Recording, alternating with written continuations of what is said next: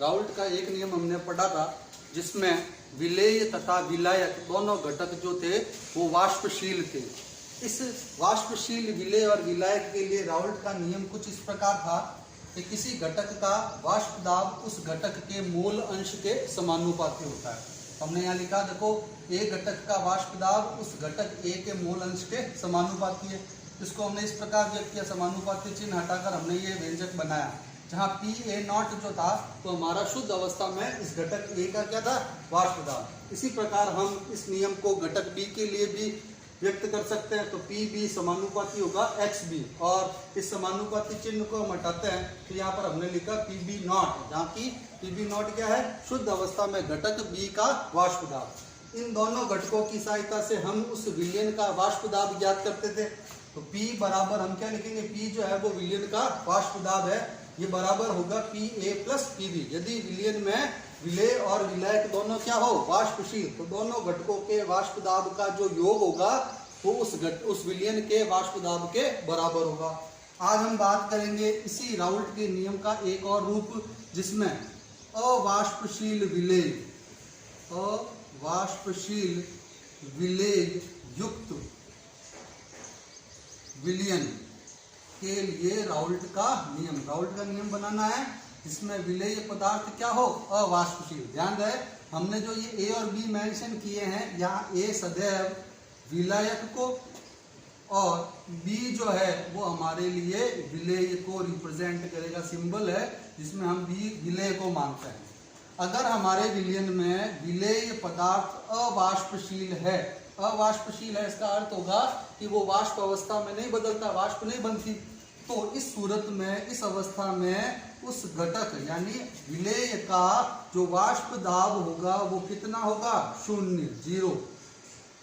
तो विलेय अर्थात बी का वाष्प दाब हम क्या मानेंगे, 0। तो विलयन का जो कुल वाष्प दाब होगा वो केवल और केवल किसके वाष्प दाब पर निर्भर करेगा, किसके बराबर होगा, घटक ए के वाष्प दाब के बराबर होगा। हमने कुछ नहीं किया, इस व्यंजक में पी बी की जगह क्या रखा है, 0।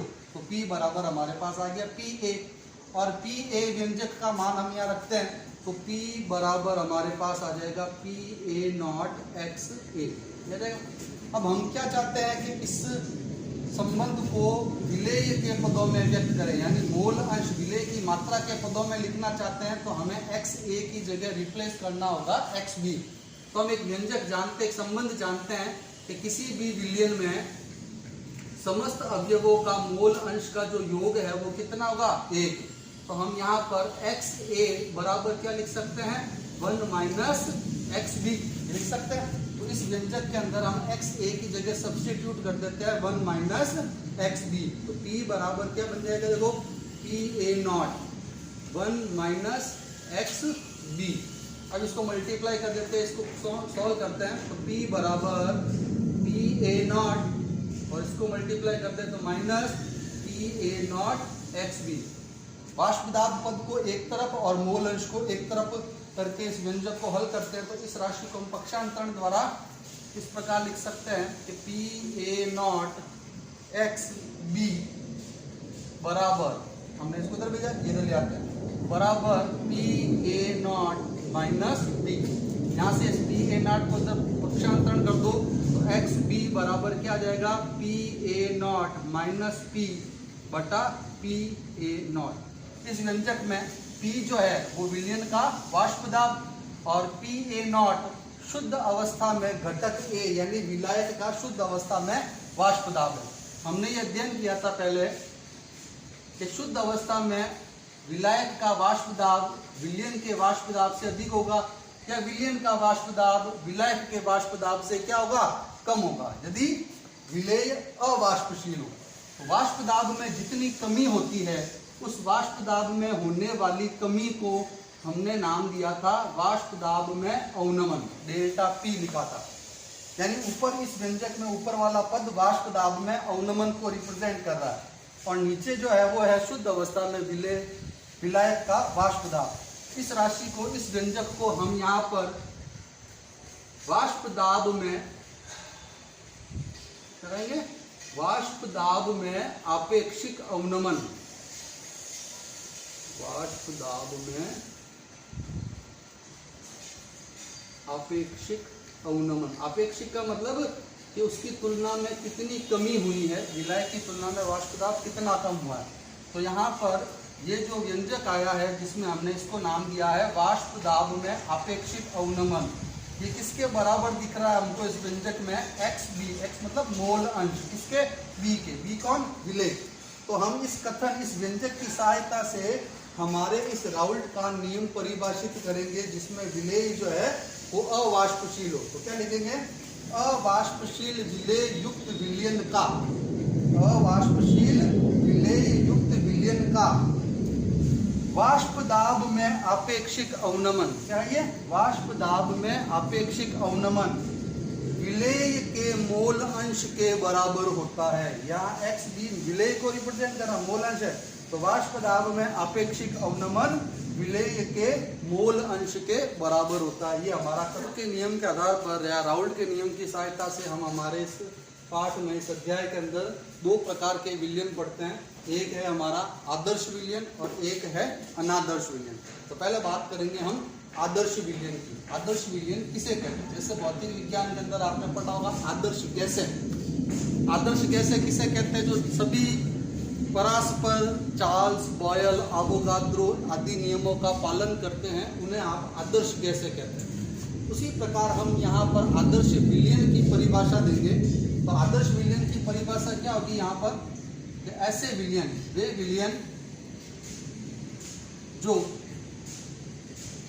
ताप व सांद्रता की सभी परास्पर, की सभी परास का मतलब होता है रेंज, सभी परास्पर राउल्ट के नियम का पालन करे, राउल्ट के नियम का पालन करे, उसे हम आदर्श विलयन कहते हैं।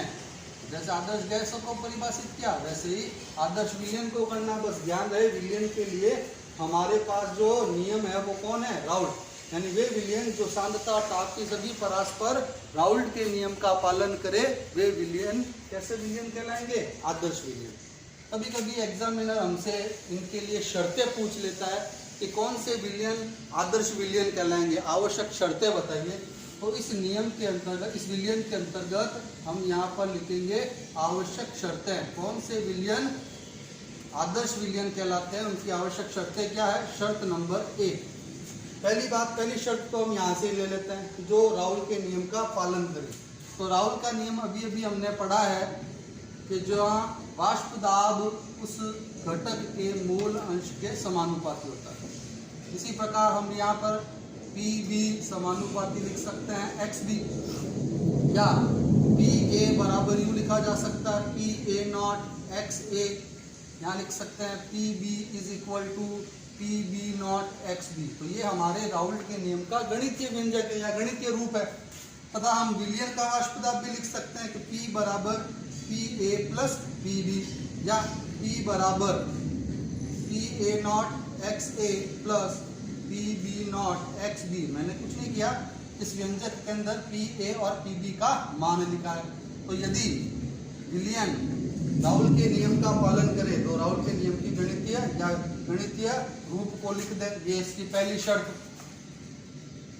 शर्त नंबर 2, दूसरी शर्त जो क्या है कि डेल्टा V मिश्रण इज इक्वल टू 0 होना चाहिए। अब इसका मतलब भी समझ लेते हैं। डेल्टा V मिश्रण का मतलब, डेल्टा V का मतलब है आयतन में परिवर्तन। यहाँ यूं समझ सकते हैं, V विलयन का कुल आयतन, विलयन का कुल आयतन जो है वो विलेय और विलायक के कुल आयतन के बराबर होना चाहिए। यदि दोनों, यानी विलेय और विलायक दोनों स्वतंत्र अवस्था में जो आयतन है और उनको मिलाने पर, अर्थात विलयन का आयतन यदि बराबर होगा तो उन दोनों का अंतर जो होगा वो क्या होगा, 0। तो डेल्टा V मिश्रण जो है वो क्या होना चाहिए, 0 होना चाहिए। शर्त नंबर 3,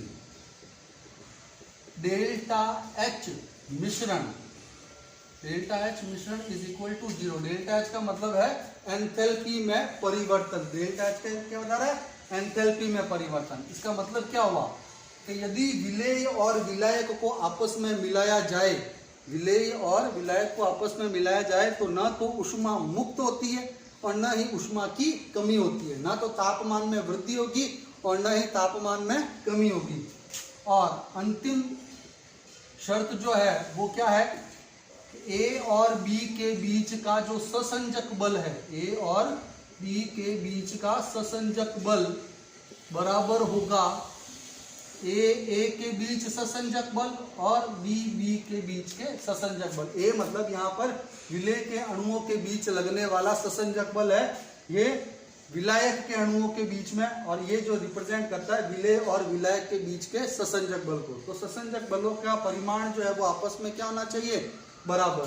तो यदि विलयन इन 4 शर्तों का पालन करता है या ये 4 शर्तें फॉलो करता है, तभी हम उस विलयन को क्या कहेंगे, आदर्श विलयन कहेंगे। ठीक है। तो अब हम बात करते हैं कि कौन से ऐसे विलयन है, कभी कभी हमको पूछ लेते हैं कि आदर्श विलयन के उदाहरण बताइए। तो आदर्श विलयन के उदाहरण याद रखने के लिए हमारे पास एक तरीका है कि ऐसे पदार्थों का मिश्रण या पदार्थ ऐसे होने चाहिए जिनके रासायनिक गुण जो है वो आपस में क्या हो, एक समान हो। तो जैसे पहला एग्जांपल हम लेते हैं हेक्सेन तथा हेप्टेन का मिश्रण, हेक्सेन और हेप्टेन का मिश्रण। दूसरा CCl4 कार्बन टेट्राक्लोराइड और सिलिकॉन टेट्रा, कार्बन और सिलिकॉन एक ही वर्ग के, आप दोनों के टेट्राक्लोराइड लिए हैं। तीसरा बेंजीन और टोलुइन, दोनों ही एरोमेटिक हाइड्रोकार्बन हैं। चौथा क्लोरोब्यूटेन और ब्रोमोब्यूटेन, दोनों ही हैलाइड हैं और ब्यूटेन के हैलाइड हैं। कई सारे एग्जाम्पल है हमारे पास, जैसे क्लोरोबेंजीन और ब्रोमोबेंजीन। ये सारे के सारे उदाहरण जो है वो किसके उदाहरण है, आदर्श विलयन के। ठीक है।